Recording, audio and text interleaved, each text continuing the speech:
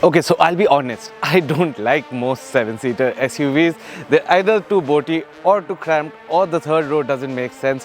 But this one promises to be different, not just because it has a German badge at the front, but because there's a whole lot gone in to make this the best 7-seater SUV that you can buy in the country right now. This is the Volkswagen Tayron R Line. This is our review. You're watching Auto Today. My name is Dipayan Datta, and a perfect place to start is this really envelope pushing design.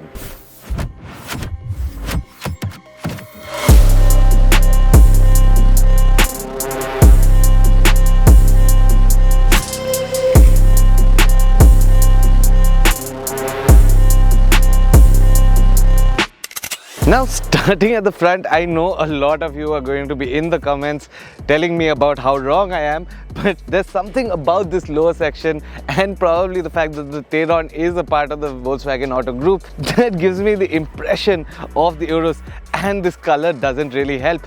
But aside from that, it does have its own distinct identity without really leaning too much on the Tiguan R Line or without really taking too much of its own character away. I really like the way the front end is designed. Of course, you get matrix LED lamps, a connected DRL, an illuminated Volkswagen badge, and overall, even though it's not really overdone, the front end is pretty cohesive. It gives you that muscular stance and it looks premium and classy.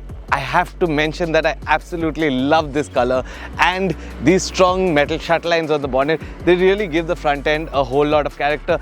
But where the Tiguan R Line, the R that you see on that connected DRL over there, really sets itself apart is, of course, on the profile, where you get a sense of that extended wheelbase and the extended size. Let's hop over to the side and see how it's changed. Okay, so the 19-inch alloys, the Coventry alloys look really good, and they've got some real depth to them which really adds to their presence. But really, on the profile of the Tayron R Line, it's not what you want to be looking at. What you really want to be looking at is just how much longer this is than the standard Tiguan, and just how much longer the wheelbase is. Now, to put numbers for you, 253 millimeters longer is the car nose to tip, and the wheelbase is 108 millimeters longer, which in terms of 7-seater cars is a huge difference, and that should make up a whole lot of space on the sides. But before we jump into that, from a design perspective, you gotta love this shoulder line that flows along the door line and then curves upwards to give you that sense of a massive present car with wide haunches. And it really gives that SUV stance, whether it's from the front or the back. It looks like a larger, more visually present car than the Tiguan R Line, and that, I think, is what is going to set it apart. It is a clean design, otherwise there are no flush door handles. You get a standard door handle, but that third is something that Volkswagen is good for. And even though this car is made in India, you still get that sense of build quality on all the doors. And I really like the design. Now though, let's step to the rear and see what's changed. Oh my god, I still can't get over the quality of this paint. But that said, once you step to the rear, you get a sense of just how well proportioned the Tayron R Line is, despite being what is essentially a stretched out version of the Tiguan. It does look distinct, it does carry its own style, and as you can tell, as all the metal lines flow upwards, it kind of gives it an aerodynamic peak, which looks really cool. It's clean, and it ties the entire front end, which is large and imposing in terms of presence, together. Of course, you get a connected LED strip that runs across the length of the tailgate.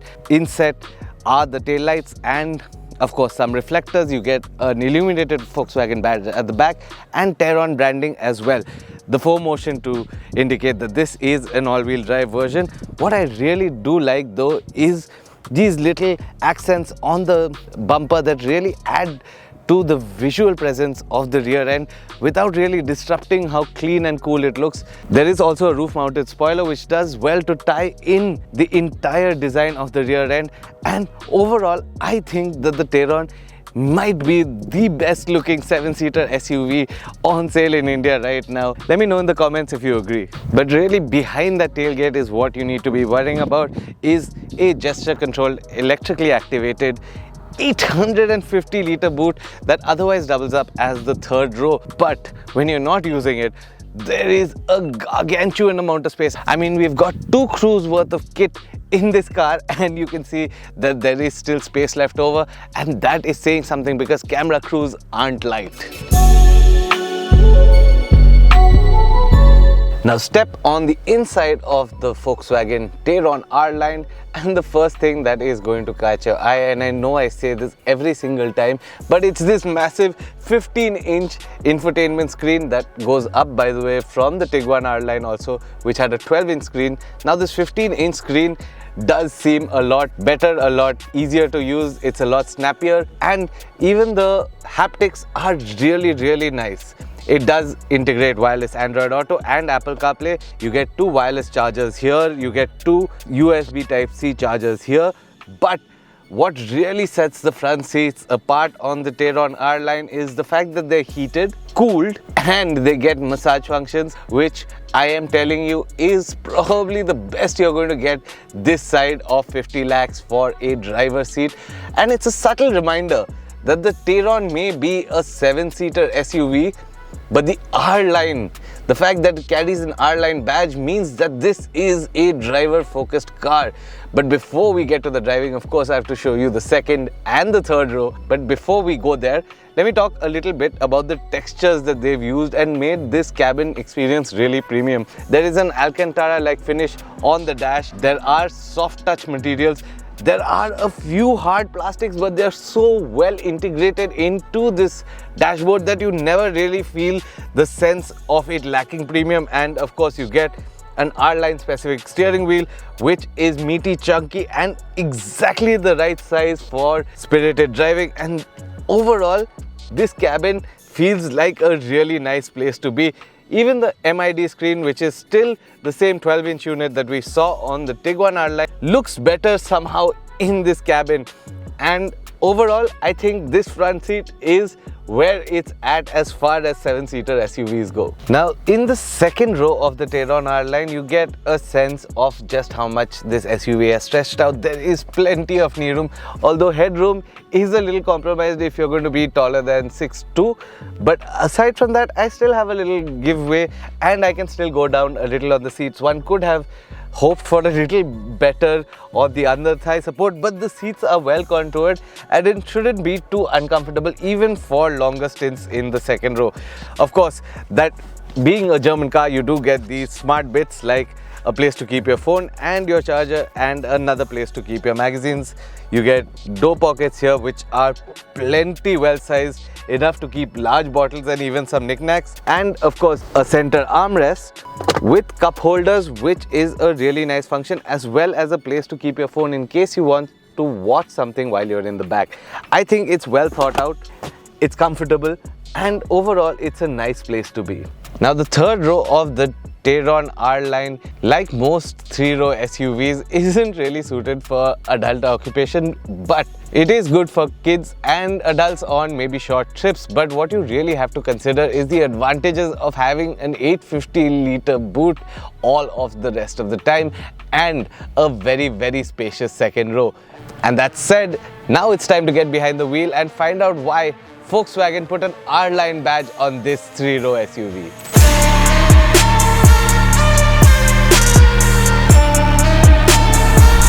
Now, most SUVs, and when I'm talking about SUVs, I mean full-size SUVs, D-segment SUVs, 4.7 meters and above, they aren't really tuned for driver experience. And that's where the Tayron R Line really sets itself apart, because right from the moment you get behind the driver's wheel, you really feel like attention is being paid to the drive experience of this car, and that is what is going to set it apart so strongly in the Indian market, and especially at this price point.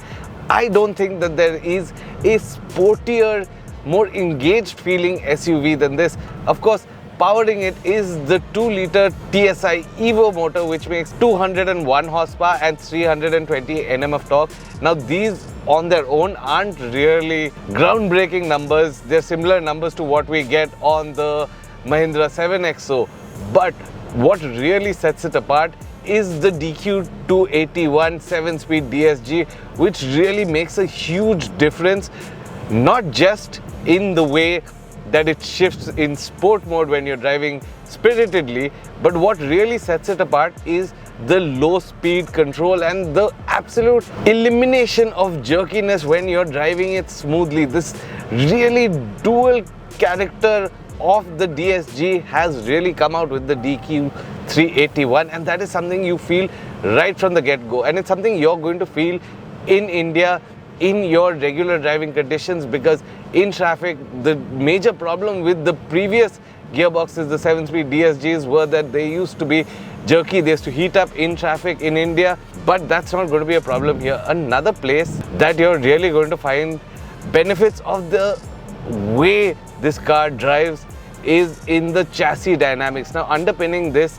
is the MQB Evo chassis, which by the way also underpins the Golf and the Kodiaq, but just how modular it is shows you the difference between a Golf moving straight to a 4.7 meter long SUV, 3-row SUV. The fact that it has more hot form steel, meaning it's more torsionally rigid, meaning you have a whole lot of feedback in the steering wheel. Now another thing that the Tayron R Line gets is the DCC adaptive dampers from Volkswagen, which really enhance the drive experience. I've tried it in comfort on the driving dynamic settings as well as in sport.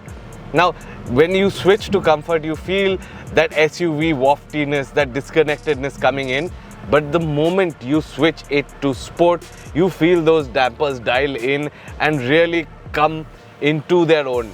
Now it'll be interesting because even the Kodiaq misses out on the DCC, but it'll be interesting to see where the price point falls, because this one is made in India, the Kodiaq is not.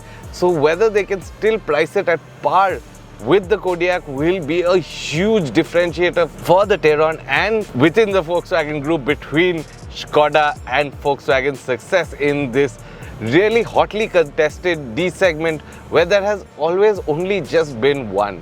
Overall though, this is probably the best 7-seater SUV to drive in the market this side of a crore, hands down. I am talking about driving dynamics overall.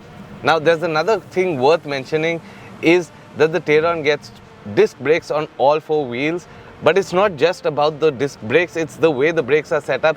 They really inspire confidence, whether you want to bring it to a halt sharply or of course bring it smoothly to a stop for a speed breaker. You're always going to feel the progression at the pedal, and that is a very important distinction from the driver's seat.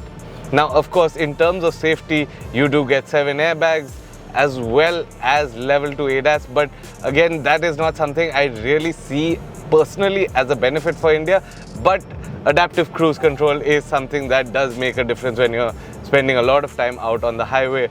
So as a highway car, as a city car, as a family hauler, as a luggage hauler, I think the Tayron comes out as an overall very well-rounded car that is not just suited for those who enjoy driving, but also for the family man who needs to take his family around or go on a long road trip with the family. And that I think will distinguish the Tayron from the competition in a sharp and distinct manner that will give it a niche in the D segment that has not been created till date.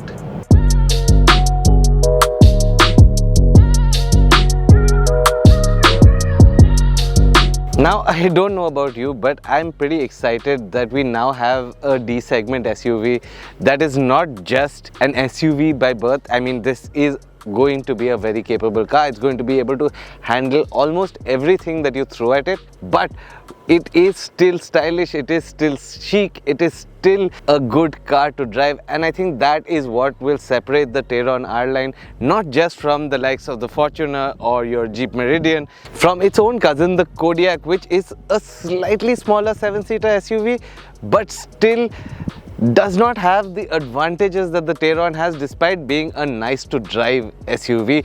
This has a more spacious third row. It's made in India, which is going to be a huge advantage in terms of pricing. So it's probably going to come in under the 50 lakh rupee mark, at par with the Toyota Fortuner, giving Indian customers finally a sporty SUV that you can buy that still seats 7 and take the family everywhere and still have space for luggage.